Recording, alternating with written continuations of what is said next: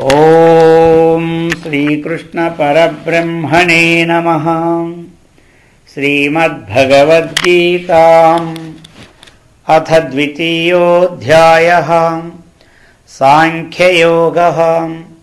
ಸಂಜಯ ಉವಾಚ ತಂ ತಥಾ ಕೃಪಯಾವಿಷ್ಟಂ ಅಶ್ರುಪೂರ್ಣಾಕುಲೀಕ್ಷಣಂ ವಿಷೀದಂತಮಿದಂ ವಾಕ್ಯಂ ಉವಾಚ ಮಧುಸೂದನಃ. ಶ್ರೀಭಗವಾನುವಾಚ ಕುತಸ್ತ್ವಾಕಸ್ಮಿಲಮಿದಂ ವಿಷಮೇ ಸಮುಪಸ್ಥಿತಂ ಅನಾರ್ಯಜುಷ್ಟಮಸ್ವರ್ಗ್ಯಂ ಅಕೀರ್ತಿಕರಮರ್ಜುನ. ಕ್ಲೈಬ್ಯಂ ಮಾಸ್ಮಗಮಃ ಪಾರ್ಥ ನೈತತ್ವಯ್ಯುಪಪದ್ಯತೆ. ಕ್ಷುದ್ರಂ ಹೃದಯ ದೌರ್ಬಲ್ಯಂ ತ್ಯಕ್ತ್ವೋತ್ತಿಷ್ಠ ಪರಂತಪ. ಅರ್ಜುನ ಉವಾಚ ಕಥಂ ಭೀಷ್ಮಮಹಂ ಸಂಖ್ಯೇ ದ್ರೋಣಂ ಚ ಮಧುಸೂದನ. ಇಷುಭಿಃ ಪ್ರತಿಯೋತ್ಸ್ಯಾಮಿ ಪೂಜಾರ್ಹಾವರಿಸೂದನ. ಗುರೂನ್ ಹತ್ವಾ ಹಿ ಮಹಾನುಭಾವಾನ್ ಶ್ರೇಯೋ ಭೋಕ್ತುಂ ಭೈಕ್ಷ್ಯಮಪೀಹ ಲೋಕೆ. ಹತ್ವಾರ್ಥಕಾಮಾಂಸ್ತು ಗುರೂನಿಹೈವ ಭುಂಜೀಯ ಭೋಗಾನ್ ರುಧಿರಪ್ರದಿಗ್ಧಾನ್. ನ ಚೈತದ್ವಿದ್ಮಃ ಕತರನ್ನೋ ಗರೀಯೋ ಯದ್ವಾ ಜಯೇಮ ಯದಿ ವಾ ನೋ ಜಯೇಯುಃ. ಯಾನೇವ ಹತ್ವಾ ನ ಜಿಜೀವಿಷಾಮಃ ತೇವ ಸ್ಥಿತಾಃ ಪ್ರಮುಖೇ ಧಾರ್ತರಾಷ್ಟ್ರಾಃ. ಕಾರ್ಪಣ್ಯದೋಷೋಪಹತಃ ಸ್ವಭಾವಃ ಪೃಚ್ಛಾಮಿ ತ್ವಾಂ ಧರ್ಮಸಮ್ಮೂಢಚೇತಾಃ. ಯಚ್ಛ್ರೇಯಸ್ಯಾನ್ನಿಶ್ಚಿತಂ ಬ್ರೂಹಿ ತನ್ಮೇ ಶಿಷ್ಯಸ್ತೇಹಂ ಶಾಧಿ ಮಾಂ ತ್ವಾಂ ಪ್ರಪನ್ನಂ.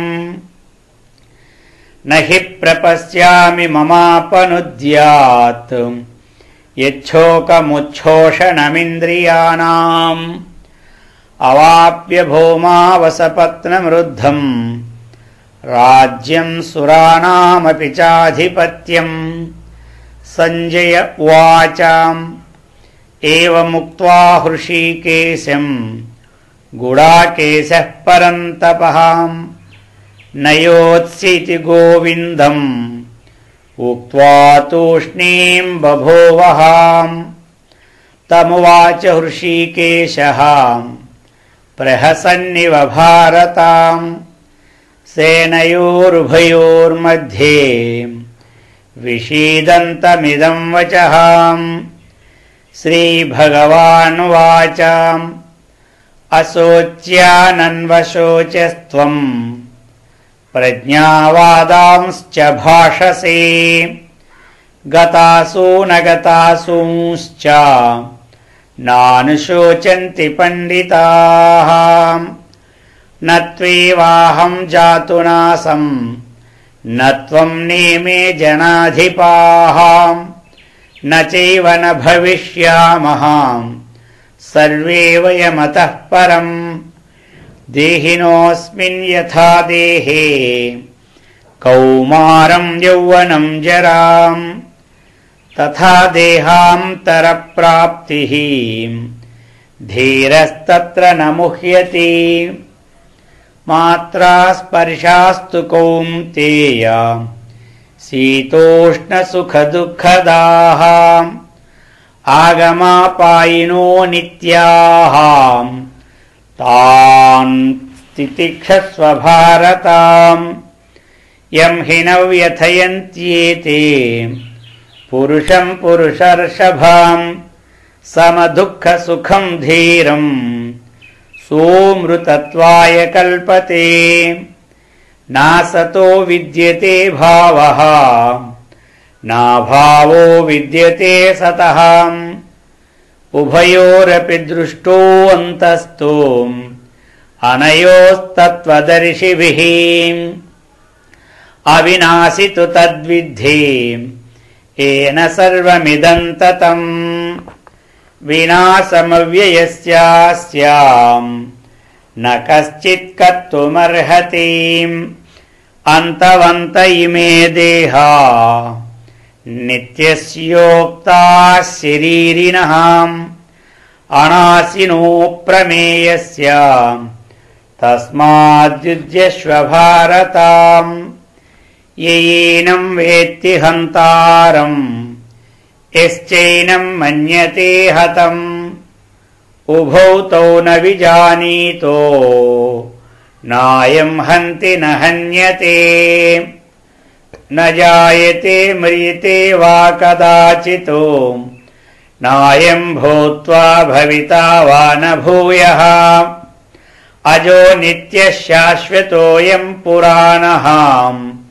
न हन्यते हन्यमाने शरीरे वेदा विनाशिनं नित्यं येनमजमव्ययम् कथं स पुरुषः पार्थ कं घातयति हन्ति कम् वासांसि जीर्णानि यथा विकाय नवानि गृह्णाति नरोपराणि तथा शरीराणि विहाय जीर्णानि अन्यानि संयाति नवानि देहि नैनं छिन्दन्ति शस्त्राणि नैनं दहति पावकः न चैनं क्लेदयन्त्यापो न शोषयति मारुतः अच्छेद्यो अयमदाह्योऽयम् अक्लेद्यो अशोष्य एव च नित्यः सर्वगतस्थाणुः अचलोऽयं सनातनः अव्यक्तोऽयमचिन्त्योऽयम् अविकार्योऽयमुच्यते तस्मादेवं विदित्वैनं नानुशोचितुमर्हसि अथ चैनं नित्यजातं नित्यं वा मन्यसे मृतं तथापि त्वं महाबाहो नैवं शोचितुमर्हसि जातस्य हि ध्रुवो मृत्युः ध्रुवं जन्म मृतस्य च तस्मादपरिहार्येऽर्थे न त्वं शोचितुमर्हसि अव्यक्तादीनि भूतानि व्यक्तमध्यानि भारत अव्यक्तनिधनान्येव तत्र का परिदेवना आश्चर्यवत् पश्यति कश्चिदेनम् आश्चर्यवद्वदति तथैव चान्यः आश्चर्यवच्चैनमन्यः शृणोति श्रुत्वाप्येनं वेद न चैव कश्चित् देही नित्यमवध्योऽयम् देहे सर्वस्य भारत तस्मात् सर्वाणि भूतानि न त्वं शोचितुमर्हसि स्वधर्ममपि चावेक्ष्य न विकम्पितुमर्हसि धर्म्याद्धियुद्धाच्छ्रेयोऽन्यतो क्षत्रियस्य न विद्यते यदृच्छया चोपपन्नम् स्वर्गद्वारमपावृतम् सुखिनः क्षत्रियाः पार्थ लभन्ते युद्धमीदृशम् अथ चेत्त्वमिमं धर्म्यम् सङ्ग्रामं न करिष्यसि ततः स्वधर्मं कीर्तिं च हित्वा पापमवाप्स्यसि अकीर्तिं चापि भूतानि कथयिष्यन्ति ते व्ययाम् सम्भावितस्य च कीर्तिः मरणादतिरिच्यते भयाद्रणादुपरतम् मन्यन्ते त्वां महारथाः येषां च त्वं बहुमतो भूत्वा यास्यसि लाघवम् अवाच्य वादांश्च बहून् वदिष्यन्ति तवाहिताः निन्दन्तस्तव सामर्थ्यम् ततो दुःखतरं नु किम् हतो वा प्राप्स्यसे स्वर्गम् जित्वा वा भोक्ष्यसे महीम् तस्मादुत्तिष्ठ कौन्तेय युद्धाय कृतनिश्चयः सुखदुःखे समे कृत्वा लाभालाभौ जयाजयौ ततो युद्धाय युज्यस्व नैवं पापमवाप्स्यसि एषा ते भीता साङ्ख्ये बुद्धिर्योगे त्विमां शृणु बुद्ध्या युक्तो यया पार्थ कर्मबन्धं प्रहास्यसि नेहाभिक्रमनाशोऽस्ति प्रत्यवायो न विद्यते स्वल्पमप्यस्य धर्मस्य त्रायते महतो भयात् व्यवसायात्मिका बुद्धिः एकेह कुरु नन्दन बहुशैका ह्यनन्ताश्च बुद्धयो व्यवसायिनाम् यामिमां पुष्पितां वाचं प्रवदन्त्यविपश्चितः वेदवादरताः पार्थ नान्यदस्तीति वादिनः कामात्मानः स्वर्गपरां जन्मकर्मफलप्रदां क्रियाविशेषबहुलां भोगैश्वर्यगतिं प्रति भोगैश्वर्यप्रसक्तानां तयापहृतचेतसां व्यवसायात्मिका बुद्धिः समाधौ न विधीयते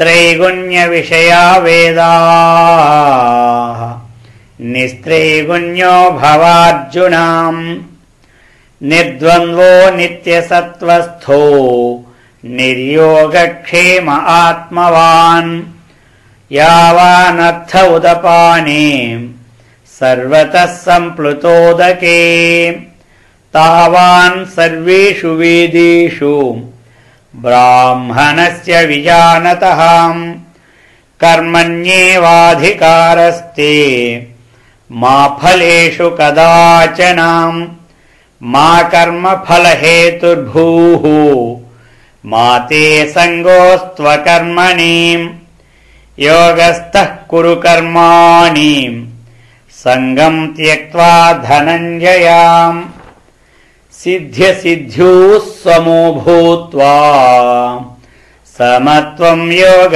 उच्यते दूरेण ह्यवरं कर्म बुद्धियोगात् धनञ्जयाम् बुद्धौ शरणमन्विच्छ कृपणाः फलहेतवः बुद्धियुक्तो जहातीहाम् उभे सुकृतदुष्कृते तस्माद्योगाय युज्यस्व योगः कर्मसु कौशलम् कर्मजं बुद्धियुक्ता हि फलं त्यक्त्वा मनीषिणः जन्मबन्धविनिर्मुक्ताः पदं गच्छन्त्यनामयम् यदा ते मोहकलिलं बुद्धिर्व्यतितरिष्यति तदा गन्तासि निर्वेदम् श्रोतव्यस्य श्रुतस्य च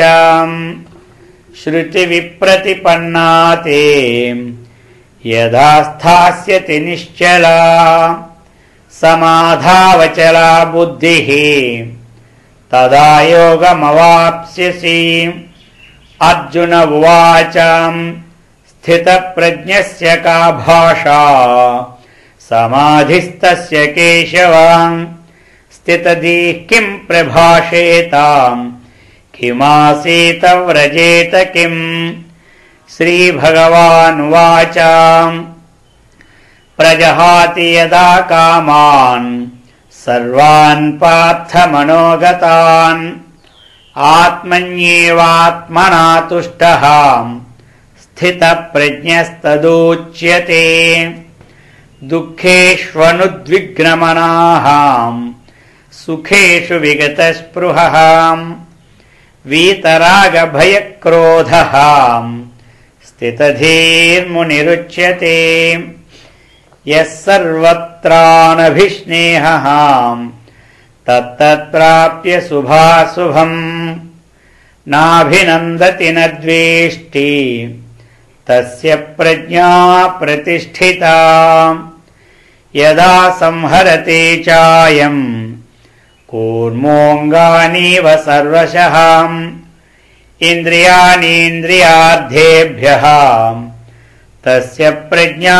प्रतिष्ठिता विषया विनिवर्तन्ते निराहारस्य देहिनः रसवज्जं रसोऽप्यस्य परं दृष्ट्वा निवर्तते यततो ह्यपि कौन्तेय पुरुषस्य विपश्चितः इन्द्रियाणि प्रमाथीनि हरन्ति प्रसभं मनः तानि सर्वाणि संयम्य युक्त आसीत मत्परः वसेहि यस्येन्द्रियाणि तस्य प्रज्ञा प्रतिष्ठिता ध्यायतो विषयान् पुंसः संगस्तेषुपजायते संगात् संजायते कामः कामात् क्रोधो विजायते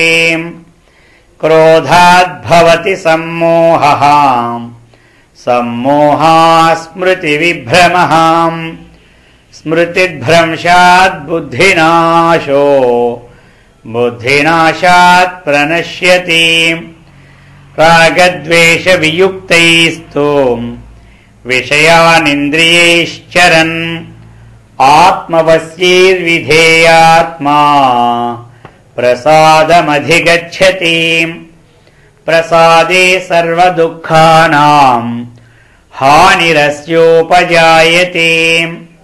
प्रसन्नचेतसो ह्यासु बुद्धिः पर्यवतिष्ठते नास्ति बुद्धिरयुक्तस्य न चायुक्तस्य भावना न चाभावयतः शान्तिः अशान्तस्य कुतः सुखम् इन्द्रियाणां हि चरताम् यन्मनोनुविधीयते तदस्य हरति प्रज्ञाम् वायुर्नावमिवाम्भसि तस्माद्यस्य महाबाहो निगृहीतानि सर्वशः इन्द्रियानिन्द्रियार्थेभ्यः तस्य प्रज्ञा प्रतिष्ठिता या निशा सर्वभूतानां तस्यां जयगत्ति संयमी यस्यां जाग्रति भूतानि सा निशा पश्यतो